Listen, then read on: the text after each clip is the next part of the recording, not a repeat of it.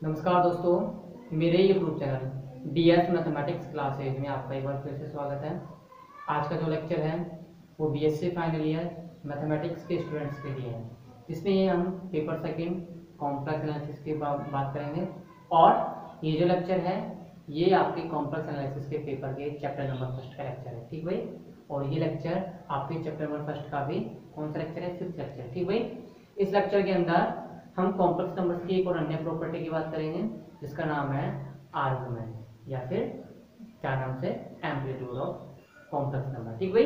इस लेक्चर के अंदर हम कॉम्प्लेक्स नंबर्स के आर्गुमेंट की बात करेंगे, साथ ही साथ उनकी कुछ जो भी प्रॉपर्टीज है उनका भी अध्ययन करेंगे। और हम एक और प्रॉपर्टी का अध्ययन करेंगे, क्या कि कॉम्प्लेक्स नंबर्स का कॉलम फॉर्म क्या होता है, ठीक भाई। किसी भी कॉम्प्लेक्स नंबर्स को ध्रुवीय रूप में किस प्रकार से लिखा जाता है, ठीक भाई।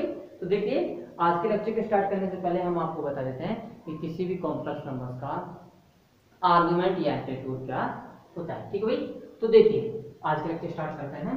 आपका आज का टॉपिक है सम्मिश्र संख्या का कोणांक, ठीक भाई। सम्मिश्र संख्या का कोणांक या argument of a complex number, ठीक भाई। Argument of a complex number, ठीक भाई। देखिए, कॉम्प्लेक्स नंबर का आर्गुमेंट होता क्या है ये भी देखिए, देखो भाई। आपको एक कॉम्प्लेक्स नंबर दिया गया है z बराबर x प्लस आइटा y, ठीक भाई। z बराबर x प्लस आइटा y दिया गया है, जहां पे x और y क्या है, जहां पे x और y रियल नंबर है और आइटा क्या है, आइटा बराबर है अंडर रूट माइनस 1, ठीक भाई। आपको एक कॉम्प्लेक्स नंबर दिया है z बराबर x प्लस आइटा y, जहां पे x और y रियल नंबर है और आइटा क्या अंडर रूट माइनस 1, ठीक है। अब देखिए, ये जो कॉम्प्लेक्स नंबर है, इस कॉम्प्लेक्स नंबर्स के आर्गुमेंट को किससे व्यक्त करते हैं? इस कॉम्प्लेक्स नंबर्स के आर्गुमेंट को व्यक्त करते हैं आर्गुमेंट ऑफ z से या एम्पलीट्यूड ऑफ z से, ठीक भाई। किससे व्यक्त करते हैं इसको? आर्गुमेंट ऑफ z से या एम्पलीट्यूड ऑफ z से व्यक्त करते हैं। और डिफाइन किस प्रकार से करते हैं कि आर्गुमेंट ऑफ z बराबर एम्पलीट्यूड ऑफ z बराबर थीटा बराबर tan inverse mode y upon x, ठीक ठीक भाई। थीटा बराबर tan inverse mode y upon x, या मोड y नहीं आता, आप सॉरी मोड y नहीं आता, यहाँ पे आएगा थीटा बराबर tan inverse y upon x, ठीक भाई। थीटा बराबर tan inverse y upon x से, ठीक भाई। इस प्रकार से आपने इसको डिफाइन करता है। अब देखिए, यहाँ पे y क्या है, यहाँ पे जो x है वो तो है आपका क्या, रियल पार्ट ऑफ z, ठीक भाई। x क्या है, रियल पार्ट है z का, और y क्या है, इमेजिनरी पार्ट है z का। तो कहने का मीनिंग है, आप क्या कह सकते हो कि किसी भी सम्मिश्र संख्या के आर्गुमेंट या एम्पलीट्यूड को किस प्रकार से डिफाइन कर सकते हो दूसरे रूप में, कि थीटा बराबर tan inverse y upon x बराबर tan inverse of imaginary part of z बटा रियल पार्ट ऑफ z, ठीक भाई। इमेजिनरी पार्ट ऑफ z बटा रियल पार्ट ऑफ z, ठीक है भाई। आप देखिए, इसकी वैल्यू थीटा बराबर tan inverse y upon x की वैल्यू, कहने मतलब है आर्गुमेंट की वैल्यू तो थीटा है, मान लिया। आर्गुमेंट की वैल्यू थीटा ही क्यों आई और थीटा की वैल्यू भी tan inverse y upon x क्यों आई, ठीक है। तो देखिए, आपने कॉम्प्लेक्स नंबर लिया, इस आप जानते हैं कि प्रत्येक कॉम्प्लेक्स नंबर को हम द्विविमीय तल में किसी न किसी यूनिक बिंदु के, किसी न किसी अद्वितीय बिंदु के द्वारा प्रदर्शित कर सकते हैं। मतलब प्रत्येक सम्मिश्र संख्या के सापेक्ष आपको द्विविमीय तल में एक अद्वितीय बिंदु मिलता है, ठीक भाई, या फिर किसी अद्वितीय बिंदु के रूप में प्रदर्शित कर सकते हैं। और द्विविमीय तल के प्रत्येक अद्वितीय बिंदु के लिए एक अद्वितीय सम्मिश्र संख्या विद्यमान होती है, ठीक भाई। तो देखो, यहाँ पे कॉम्प्लेक्स नंबर z बराबर x प्लस आइटा y है, तो इस z बराबर x प्लस आइटा y के लिए आपने मान लिया कि द्विविमीय तल में कौन सा पॉइंट विद्यमान है, आपने मान लिया पॉइंट P विद्यमान है, जिसका x कोऑर्डिनेट स्मॉल x और y कोऑर्डिनेट है स्मॉल y, ठीक भाई। तो देखिए, इनका आप निरूपण कीजिए, इनका आपने निरूपण कर दिया किसके अंदर, इनका आपने निरूपण कर दिया द्विविमीय तल के अंदर, ठीक भाई, एक्स वाई तल के अंदर, जहाँ पे ये तो हो जाएगा X O X dash axis और ये हो जाएगा Y O Y dash axis, जहाँ पे ओ क्या है, जहाँ पे ओ ओरिजिन है द्विविमीय तल का। अब आपने ये पॉइंट आपने ड्रॉ कर दिया कि माना कि ये पॉइंट कहाँ पर है, ये पॉइंट यहाँ स्थित है। ठीक भाई, आप ये कहाँ मान लिया, इसको फर्स्ट क्वाड्रेंट में स्थित मान लिया, मतलब आप किसी भी क्वाड्रेंट में ले सकते हो, कोई जरूरी नहीं है। आपने मान लिया ये पॉइंट कहाँ स्थित है, फर्स्ट क्वाड्रेंट में स्थित है। ठीक भाई, अब इस पॉइंट से आपने क्या किया, इस पॉइंट से आपने OX अक्ष पे आपने लंब डाला, इसकी लंबाई कितनी है, जिसकी लंबाई है y। ठीक भाई, और यहाँ से इस पॉइंट की भी मूल बिंदु से लंबाई कितनी है, मूल बिंदु से लंबाई है x। ठीक है भाई, मूल बिंदु से लंबाई कितनी है, x है। ठीक है, तो ये डिस्टेंस x हो गई, ये डिस्टेंस y हो गई। आपको मैंने बताया था कि जब भी किसी भी कॉम्प्लेक्स नंबर्स का आपको जब भी मॉडुलस फाइंड आउट करना है, तो मॉडुलस क्या होता है, किसी भी कॉम्प्लेक्स नंबर्स का मॉडुलस उसकी मूल बिंदु से उसकी मूल बिंदु से उस बिंदु तक की दूरी का बराबर होता है। ठीक है भाई, किसी भी कॉम्प्लेक्स नंबर का मॉडुलस उस बिंदु की मूल बिंदु से दूरी के बराबर होता है। ठीक है भाई, तो इसका कॉम्प्लेक्स इस कॉम्प्लेक्स नंबर का आपने मॉडुलस क्या मान लिया, मोड z, जो कि किसके बराबर है, जो कि बराबर है r के। ठीक है भाई, जो कि किसके बराबर है, r के बराबर है। अब आप देखो ये जो रेखा, ये जो डिस्टेंस है, ये डिस्टेंस क्या कहलाती है, ये डिस्टेंस इस कॉम्प्लेक्स नंबर का मॉडुलस कहलाती है।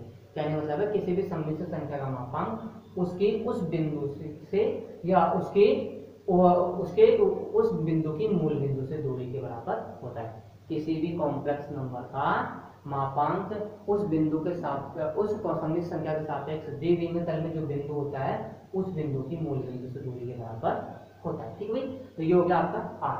अब आप देखते हैं ये कौन सा त्रिभुज है, ये समकोण त्रिभुज है, और आपने ये मान लिया कि ये जो लाइन है, ये लाइन कितना एंगल बना रही है, एक्स एक्सिस से, एक्स अक्ष के दक्षिणावर्त दिशा से कितना एंगल बना रही है, थीटा एंगल बना रही है, मतलब घड़ी की विपरीत दिशा में। ठीक है, तो ये कितना एंगल बना रही है, थीटा एंगल बना रही है। अब देखो यहाँ पे इसका मान टोटल कितना है, r, इसका मान y, इसका मान है x। ठीक भाई, अब आप देखो यहाँ से फाइंड आउट करो, यहाँ से अगर आप वैल्यू फाइंड आउट करते हो तो यहाँ से वैल्यू देखो, यहाँ से cos थीटा की वैल्यू क्या निकल जाएगी। समकोण त्रिभुज में आप क्या अप्लाई कीजिए, समकोण त्रिभुज में अप्लाई कीजिए पाइथागोरस प्रमेय। तो पाइथागोरस प्रमेय आप अप्लाई करते हो तो आपको यहाँ से क्या, किसकी वैल्यू फाइंड आउट हो जाती है, r की वैल्यू फाइंड आउट हो जाती है।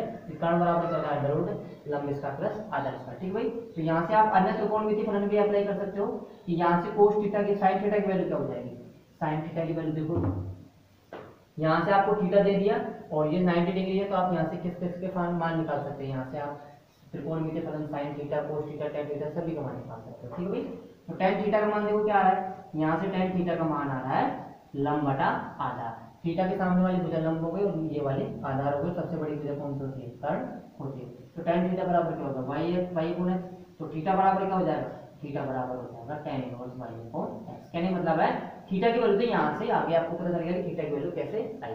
अब देखो आर्गुमेंट क्या होता है, किसी भी कॉम्प्लेक्स नंबर्स का आर्गुमेंट, ध्यान रखना क्या होता है, आर्गुमेंट एम्पलीट्यूड, उस बिंदु की मूल बिंदु से जो दूरी होती है वो दूरी या उस बिंदु की मूल बिंदु से को मिलाने वाली, उस बिंदु को मूल बिंदु से मिलाने वाली रेखा का उस एक्स अक्ष के साथ बनाया गया कोण होता है। मतलब तो किसी भी कॉम्प्लेक्स नंबर का आर्गुमेंट क्या होता है, आर्गुमेंट एम्पलीट्यूड उस बिंदु तथा मूल बिंदु को जोड़ने वाली रेखा का एक्स अक्ष की धनात्मक दिशा से बनाया गया कोण होता है। ठीक भाई, तो हमेशा एम्पलीट्यूड क्या होगा, इस कॉम्प्लेक्स नंबर z का एम्पलीट्यूड होगा, ये रेखा एक्स एक्सिस के साथ जितना कोण बनाएगी उसका एम्पलीट्यूड भी उतना ही होगा। अगर ये थीटा बना रही है तो इसका एम्पलीट्यूड कितना होगा, थीटा। ये 90 डिग्री कोण बना रही है ये वाली रेखा, तो इसका एम्पलीट्यूड भी कितना होगा, 90 डिग्री ही होगा। और अगर ये रेखा π/3 का एंगल बना रही है तो उसका एम्पलीट्यूड भी कितना होगा, π/3 ही होगा। ठीक भाई, तो हमेशा ध्यान रखना कि किसी भी कॉम्प्लेक्स नंबर का आर्गुमेंट उस बिंदु के और मूल बिंदु को मिलाने वाली रेखा, उस बिंदु और मूल बिंदु को मिलाने वाली रेखा का एक्स की धनात्मक दिशा से बनाया गया कोण ही होता है। ठीक है, तो आर्गुमेंट को मैंने बता दिया, आपको मैंने आर्गुमेंट बता दिया कि कोई कॉम्प्लेक्स नंबर से आर्गुमेंट को व्यक्त इस प्रकार करते हैं, डिफाइन इस प्रकार करते हैं और उसका रिप्रेजेंटेशन इस प्रकार करते हैं। यहाँ से आप एक चीज देखते हो कि यहाँ से आपने किसकी वैल्यू फाइंड आउट करी, आर्गुमेंट की वैल्यू फाइंड आउट करी। आर्गुमेंट की वैल्यू क्या है, थीटा बराबर tan inverse y upon x। यहाँ से एक और कांसेप्ट निकाल लीजिए जो कि आपके आगे काम आने वाला है। यहाँ से एक और कांसेप्ट आप निकाल सकते हो। तो देखो यहाँ पे ये डिस्टेंस r हो गई, ये x हो गई, ये y हो गई। कहने का मतलब है थीटा के सामने वाली लंब हो गई, लंब का मान y, आधार का मान x और कर्ण का मान r होगा। ठीक है, अब देखिए यहाँ से sin थीटा निकालिए आप। sin थीटा की वैल्यू कितनी आएगी, sin थीटा की वैल्यू आएगी यहाँ से, sin थीटा बराबर होता है लंब बटा कर्ण। तो y बटा r। ठीक है भाई, तो साइन थीटा हो जाएगा y अपॉन r। कहने का मतलब है y की वैल्यू क्या आ जाएगी, y की वैल्यू आ जाएगी r साइन थीटा। ठीक है भाई, इसी प्रकार cos थीटा की वैल्यू फाइंड आउट कीजिए, तो cos थीटा की वैल्यू आ जाएगी x अपॉन r। तो यहाँ से x की वैल्यू क्या आ जाएगी, यहाँ से x की वैल्यू आ जाएगी r cos थीटा। तो ठीक है भाई, इन दोनों इक्वेशन की सहायता से हमें क्या फाइंड आउट करना है आगे, नेक्स्ट जो कंसेप्ट होगा आपका, नेक्स्ट या टॉपिक होगा, उसके अंदर हमें इन दोनों की सहायता से किसी भी सम्मिश्र संख्या का ध्रुवीय रूप फाइंड आउट करना है। ठीक है भाई, किसी भी सम्मिश्र संख्या का या किसी कॉम्प्लेक्स नंबर्स का आपको पोलर फॉर्म फाइंड आउट करना है। ठीक है भाई, ये ध्यान रखना है, ये कंसेप्ट मैंने आपको बता दिया है। इससे अब जब मैं आपको ध्रुवीय रूप पढ़ाऊंगा सम्मिश्र संख्या का, तब मैं आपको बताऊंगा नहीं कैसे आ रहा है। मैं डायरेक्टली x की जगह r cos थीटा, y की जगह r sin थीटा लिखूंगा, सीधे डायरेक्ट रिप्लेस करूंगा और आपको बता दूंगा कि ध्रुवीय रूप क्या होगा इसका। ठीक है भाई, तो ये आपका कंसेप्ट कंप्लीट होता हुआ किसी भी सम्मिश्र संख्या का पूर्णांक होगा। दोबारा से देख लीजिए, किसी भी सम्मिश्र संख्या के पूर्णांक को व्यक्त करते हैं आर्गुमेंट ऑफ z से या एम्पलीट्यूड ऑफ z से। डिफाइन किस प्रकार करते हैं, आर्गुमेंट ऑफ z बराबर एम्पलीट्यूड ऑफ z बराबर थीटा बराबर tan inverse y upon x, जहां पे y क्या है, इमेजिनरी पार्ट ऑफ z और x क्या है, रियल पार्ट ऑफ z। तो आप इसको इस प्रकार लिख सकते हैं कि tan inverse of imaginary part of z बटा रियल पार्ट ऑफ z। तो भाई अब आपको पता है कि प्रत्येक सम्मिश्र संख्या के सापेक्ष द्विविमीय तल में क्या द्वितीय बिंदु होता है, तो आपने देखिए कि इसके सापेक्ष द्विविमीय तल में क्या द्वितीय बिंदु P हो गया। इस बिंदु P की यहाँ से दूरी कितनी होगी r। तो इस रेखा OP की जो ये रेखा OP इस x एक्सिस के साथ जितना कोण बनाएगी, धनात्मक दिशा में जितना कोण बनाएगी, वही कोण उस कॉम्प्लेक्स नंबर का क्या कहलाएगा, एम्पलीट्यूड या आर्गुमेंट कहलाएगा। ठीक है भाई, और यहाँ से मैंने आपको बता दिया कि यहाँ से आर्गुमेंट किस प्रकार से फाइंड आउट होगा, और साथ के साथ मैंने बता दिया कि यहाँ से कॉम्प्लेक्स नंबर का रियल पार्ट और इमेजिनरी पार्ट भी आप कैसे फाइंड आउट कर सकते हो। तो ये रियल पार्ट तो होगा x बराबर r cos theta, imaginary part होगा r sin थीटा। ठीक है, तो ये आपका कंप्लीट होता हुआ टॉपिक। अब देखिए इसकी डेफिनेशन, माना z बराबर x प्लस आयोटा वाई, एक माना z बराबर x प्लस आयोटा वाई एक सम्मिश्र संख्या है। ठीक है भाई, एक सम्मिश्र संख्या है जहां x y belongs to r और आयोटा बराबर अंडर रूट माइनस 1। ठीक है, अब देखिए तब सम्मिश्र संख्या z की, तब सम्मिश्र संख्या z की कोणांक को, तब सम्मिश्र संख्या z के कोणांक को आर्गुमेंट ऑफ z या एम्पलीट्यूड ऑफ z से व्यक्त करते हैं। आर्गुमेंट ऑफ z या एम्पलीट्यूड ऑफ z से व्यक्त करते हैं। ठीक भाई, किससे व्यक्त करते हैं, आर्गुमेंट ऑफ z से एम्पलीट्यूड ऑफ z से व्यक्त करते हैं, तथा निम्न प्रकार परिभाषित करते हैं। ठीक है भाई, तथा निम्न प्रकार परिभाषित करते हैं। ठीक है, तो देखिए निम्न प्रकार परिभाषित करते हैं, that is argument of z बराबर एम्पलीट्यूड ऑफ z बराबर थीटा बराबर tan inverse y upon x बराबर tan inverse imaginary part of z बटा रियल पार्ट ऑफ z। ठीक है भाई, तो ये आपका क्या होगा, आर्गुमेंट होगा। अब देखिए आर्गुमेंट का मीनिंग, अर्थात किसी भी सम्मिश्र संख्या का कोणांक, किसी भी सम्मिश्र संख्या का कोणांक, किसी भी सम्मिश्र संख्या का कोणांक उसके सापेक्ष बिंदु के,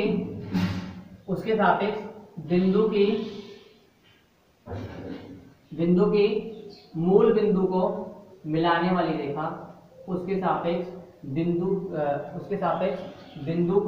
की मूल बिंदु से मिलाने वाली रेखा या मूल बिंदु को मिलाने वाली रेखा, मूल बिंदु को मिलाने वाली रेखा OP का x अक्ष की धनात्मक दिशा से,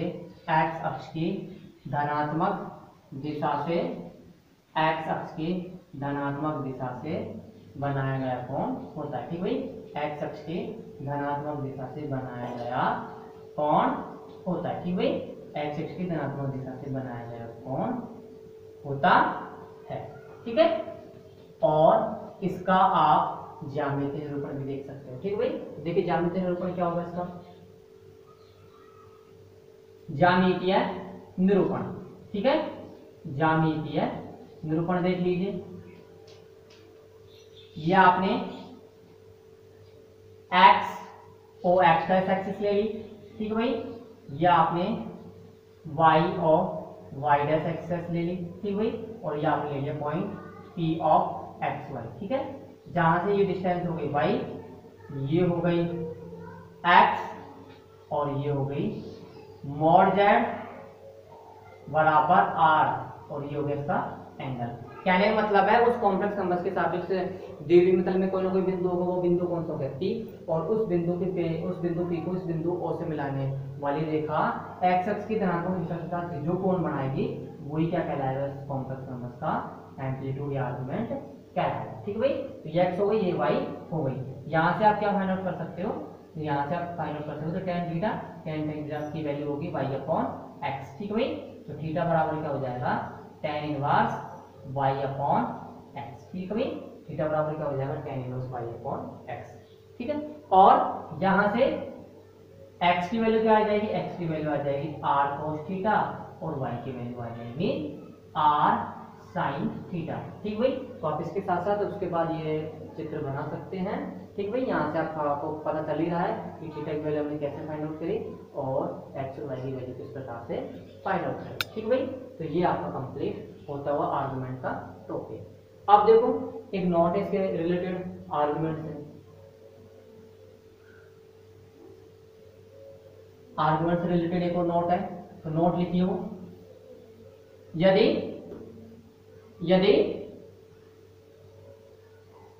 अब देखो नोट क्या है मैं बताता हूं आपको। देखिए आपने कोई भी कॉम्प्लेक्स नंबर ले लिया z बराबर x प्लस अल्फा वाई, उसके रेस्पेक्ट में या उसके सापेक्ष आपको एक समिश्र द्विविमीय तल में एक बिंदु मिल गया p। ठीक है, उस बिंदु p का कोणांक कितना है, उस बिंदु p का कोणांक है इस x अक्ष की धनात्मक दिशा से बनाया गया कोण। ठीक भाई, कितना है उसका कोणांक, थीटा। ठीक है, अब आप देखो, अब मैं यहाँ से चला यहाँ पहुंचा थीटा पॉइंट मिला, अगेन मैं इस पूरे मतलब कहने मतलब है राउंड लगाने के पश्चात में इधर आ गया। कहने मतलब है मैं चला इस पॉइंट से, ठीक भाई, मैं इस पॉइंट से चला और मैंने मूल बिंदु के सापेक्ष क्या किया, मूल बिंदु के सापेक्ष आर रेडियस का साइकिल बनाते हुए राउंड लगाया। ठीक भाई, तो मूल बिंदु को चारों ओर मैंने क्या लगाया, राउंड लगाया। तो मैं राउंड लगाऊंगा तो अगेन मुझे यहाँ तक कितने एंगल बना दिया, अगेन मैंने कितना एंगल बना दिया 2 पाई यहाँ से, और अगेन यहाँ आने तक कितना एंगल बन जाएगा, 2 पाई एंगल बन जाएगा। और पहले क्या एक्स के साथ कितना एंगल बना पड़ा है, थीटा बना पड़ा है। कहने मतलब है मैंने कितना एंगल बना लिया, पहले था थीटा, अब मैंने बना दिया 2 पाई प्लस थीटा। अब मैं अगेन इसके अगेन क्या करता हूँ, मूल बिंदु के चारों में क्या करता हूँ, राउंड लगाता हूँ। तो मैंने एक राउंड और लगाया, फिर अगेन कितना एंगल बना लिया मैंने एक्स की धनात्मक दिशा में 4 पाई प्लस थीटा, आगे 6 पाई प्लस थीटा। तो ऐसे ही चलते जाएंगे तो ये हो जाएगा 2n प्लस पाई थीटा। ठीक है भाई, ये तो था पॉजिटिव के लिए कि मैं धनात्मक दिशा में मैंने राउंड लगाया इसके सापेक्ष मूल बिंदु के सापेक्ष। ठीक है भाई, अब मुझे देखो मैं यहाँ से इधर से मैं वापिस उल्टा है। ठीक भाई, इधर की बार मैंने मूल बिंदु के सापेक्ष में राउंड लगा रहा हूँ, लेकिन क्या कर रहा हूँ मैं धनात्मक दिशा में नहीं, ऋणात्मक दिशा में। ठीक भाई, मैं किस दिशा में जा रहा हूँ, ऋणात्मक दिशा में जा रहा हूँ। तो देखिए मैं यहाँ से यहाँ तक जाऊंगा और अगेन वापस मैं यहाँ आऊंगा, कितना एंगल हो जाएगा, मतलब मैं कितना एंगल लेस कर रहा हूँ। यहाँ से यहाँ तक का एंगल कितना है, थीटा, और यहाँ से ऋणात्मक एंगल की माप हुई। कहने का मतलब है ये एंगल तो थीटा है और ये यहाँ से यहाँ तक एंगल थीटा है, तो मैं वापस जाऊंगा तो ये एंगल 0 हो जाएगा। और फिर जब मैं उधर जाऊंगा तो सिर्फ यहाँ तक ही जाऊंगा, ना कि इस तक। तो मैं कितना एंगल ऋणात्मक भाग बना रहा हूँ, मतलब मैं ऋणात्मक एंगल का मान, मतलब एंगल का मान कितना होगा ऋणात्मक रूप में, ऋणात्मक रूप में आप देखते हो यहाँ से यहाँ तक जाने में कितना है 2 पाई, जबकि इसमें से ये लेस हो जाएगा तो क्या हो जाएगा 2 पाई माइनस थीटा। ठीक है भाई, या माइनस 2 पाई, सॉरी 2 पाई माइनस थीटा नहीं, माइनस 2 पाई प्लस थीटा हो जाएगा। ठीक है, माइनस 2 पाई में मैं क्या ऐड कर रहा हूँ, पॉजिटिव एंगल थीटा ऐड कर रहा हूँ। अब अगेन मैंने ऋणात्मक दिशा में अगेन मैंने राउंड लगाया तो ऋणात्मक दिशा में राउंड लगाए तो अगेन कोणांक कितना हो जाएगा, ये हो जाएगा -4 प्लस थीटा। तो ऐसे ही हो जाएगा -2n प्लस थीटा। ठीक है भाई, जहाँ पे ईच एन किसको बिलोंग कर रहा है, यहाँ पे ईच एन बिलोंग कर रहा है नेचुरल नंबर को। ठीक है, और यहाँ पे भी ईच एन किसको बिलोंग कर रहा है, नेचुरल नंबर को बिलोंग कर रहा है। ठीक है, तो मैं क्या कह सकता हूँ, अगर किसी भी सम्मिश्र संख्या का कोणांक थीटा है तो मैं कह सकता हूँ कि 2n plus Y 2n pi plus theta भी क्या होगा, सम्मिश्र संख्या का कोणांक होगा, जहाँ पे n की वैल्यू क्या है, जहाँ पे n की वैल्यू सेट ऑफ इंटीजर से बिलोंग कर रही है। ठीक भाई, जहाँ पे n की वैल्यू क्या है, सेट ऑफ इंटीजर से बिलोंग कर रही है। देखिए यदि थीटा किसी सम्मिश्र संख्या का, यदि थीटा किसी सम्मिश्र संख्या का कोणांक है, यदि थीटा किसी सम्मिश्र संख्या का कोणांक है, तब 2n पाई प्लस थीटा भी, तब 2n pi plus theta each N belongs to Z भी उस सम्मिश्र संख्या का कोणांक होगा, उस सम्मिश्र संख्या का कोणांक होगा। ठीक भाई, उस सम्मिश्र संख्या का कोणांक होगा, अर्थात कोणांक का मान अद्वितीय नहीं होता। ठीक भाई, अर्थात कोणांक का मान अद्वितीय नहीं होता। ठीक भाई, अतः कोणांक का मान अद्वितीय नहीं होता। ठीक है, तो ये आपका नोट हो गया। ठीक है, argument of a complex number is not a unique number. ठीक है भाई, मतलब किसी भी कॉम्प्लेक्स नंबर का कोणांक क्या होता है, यूनिक, ये अद्वितीय नंबर नहीं होता। ठीक है भाई, अब देखो नेक्स्ट है इसकी प्रॉपर्टी। ठीक भाई, नेक्स्ट है कोणांक के गुणधर्म। ठीक भाई, कोणांक के गुणधर्म या प्रॉपर्टीज ऑफ आर्गुमेंट। नेक्स्ट है कोणांक के गुणधर्म। देखिए प्रॉपर्टीज ऑफ आर्गुमेंट। ठीक है भाई, प्रॉपर्टीज ऑफ आर्गुमेंट। तो देखिए प्रॉपर्टीज ऑफ आर्गुमेंट क्या है। फर्स्ट है आपका आर्गुमेंट ऑफ किसी धनात्मक वास्तविक संख्या के लिए, या फिर आप ये कह सकते हो argument of any positive real number का आर्गुमेंट क्या होता है, किसी भी धनात्मक वास्तविक संख्या का आर्गुमेंट क्या होता है, किसी भी धनात्मक वास्तविक संख्या का आर्गुमेंट होता है 0 प्लस 2n पाई। ठीक है भाई, तो argument of any positive real number, argument of any positive real number क्या होगा, ये होगा 0 प्लस 2n पाई। ठीक है भाई, 0 प्लस 2n पाई। ठीक है, जहां पे ईच एन किसको बिलोंग करेगा, ईच एन बिलोंग करेगा जेड।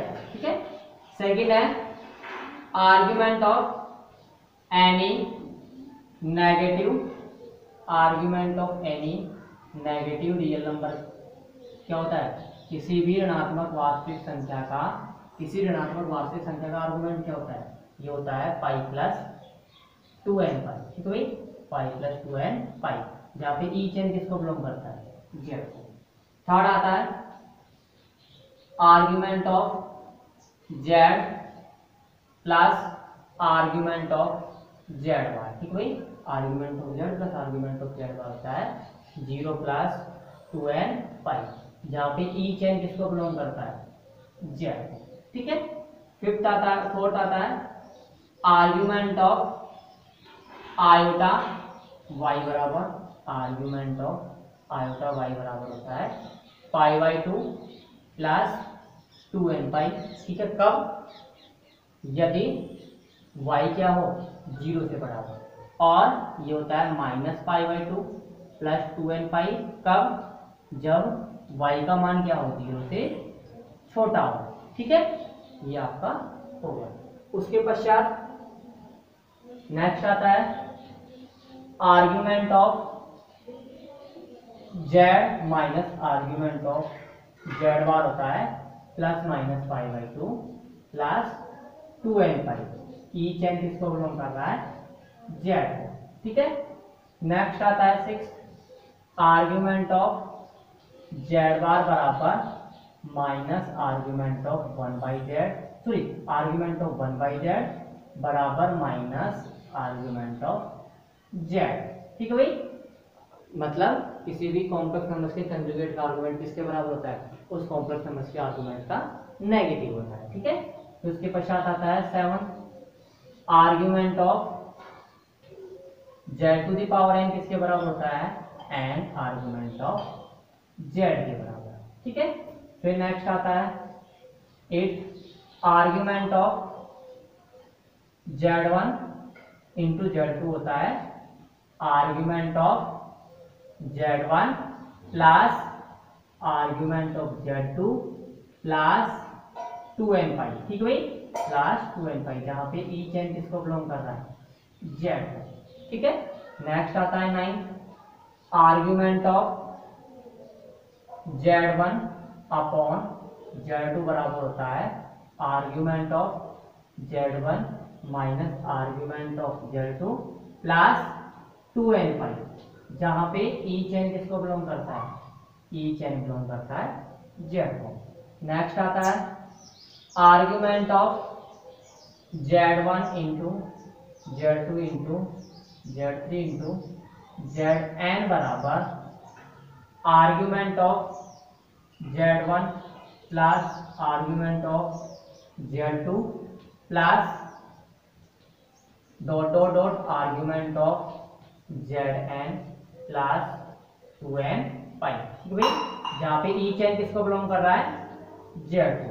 ठीक है, नेक्स्ट आता है आपका यदि दो कॉम्प्लेक्स नंबर बराबर, कहने का मतलब है Z1 बराबर है Z2 के, तो आप क्या कह सकते हो कि उन दोनों कॉम्प्लेक्स नंबर का आर्गुमेंट भी क्या होगा, उन दोनों कॉम्प्लेक्स नंबर का आर्गुमेंट सेम होगा। ठीक भाई, उन दोनों कॉम्प्लेक्स नंबर का क्या होगा, आर्गुमेंट सेम होगा, लेकिन विलोमतः सत्य नहीं है, लेकिन विलोमतः सत्य नहीं है। ठीक भाई, लेकिन विलोमतः सत्य नहीं है। ठीक भाई, ये आपको प्रॉपर्टी नंबर 11 हो गई। उसके पश्चात देखिए नेक्स्ट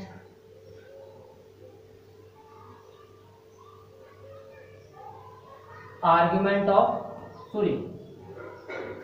नेक्स्ट है प्रॉपर्टी नंबर 11 नहीं 12 mode Z1 plus mode Z2 बराबर mode Z1 plus mode Z2 है, तो आर्गुमेंट क्या होगा, आर्गुमेंट होगा तब argument of Z1 minus argument of Z2 या तो बराबर होगा 0 के। ठीक भाई, या तो बराबर होगा 0 के, या किसके बराबर होगा, argument of Z1 minus argument of Z2, या बराबर होगा 2n पाई के।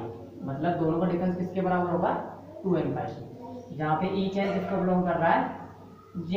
ठीक है, फिर नेक्स्ट आता है 13 modulus of Z1 plus Z2 बराबर modulus of Z1 minus Z2 है, तब argument of Z1 minus argument of Z2 या तो बराबर होगा π/2 के, या ये बराबर होगा 2n प्लस 1 इंटू π/2। कहने का मतलब argument of Z1 minus argument of Z2 बराबर होगा 2n प्लस 1 इंटू π/2 के, जहां पे ईच एन किसको बिलोंग करेगा, ईच एन बिलोंग करेगा Z। ठीक है, तो ये आर्गुमेंट की प्रॉपर्टी हो गई। और भी आर्गुमेंट की जो भी प्रॉपर्टीज हैं उनको हम आपको नेक्स्ट लेक्चर के अंदर लिखाएंगे। ठीक भाई, नेक्स्ट लेक्चर के अंदर हम बाकी जो भी प्रॉपर्टीज हैं उनको लिखाएंगे, और आपको एक टॉपिक के बारे में बताएंगे कि समिश्र संख्याओं का ध्रुवीय रूप क्या होता है। ठीक भाई, और इनको भी बताएंगे कि किस प्रकार से इनको हम प्रूफ करके बताएंगे कि एक्चुअली में आर्ग्यूमेंट ऑफ जेड बार बराबर माइनस आर्ग्यूमेंट ऑफ जेड किस प्रकार से है, ये आर्ग्यूमेंट ऑफ जेड की पावर एन बराबर है आर्गुमेंट ऑफ जेड किस प्रकार से आ रहा है, तो ये सब हम आपको बताएंगे लास्ट में, मतलब नेक्स्ट लेक्चर में बताएंगे आपको। ठीक भाई, तो आज का जो लेक्चर है वो यहीं कंप्लीट होता हुआ, धन्यवाद।